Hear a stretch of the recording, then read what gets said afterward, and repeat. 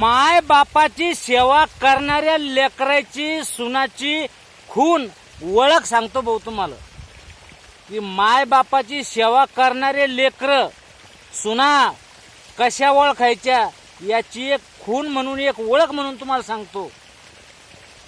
ज्या लेकराचं म्हणजे ज्याचे नाक डेमसे नकटे चपटे असे जे असतील ना, मग लेका असतील सुना असतील असे चपटे नकटे जे असतील ना ते मायबापाची सेवा करणारे समजा.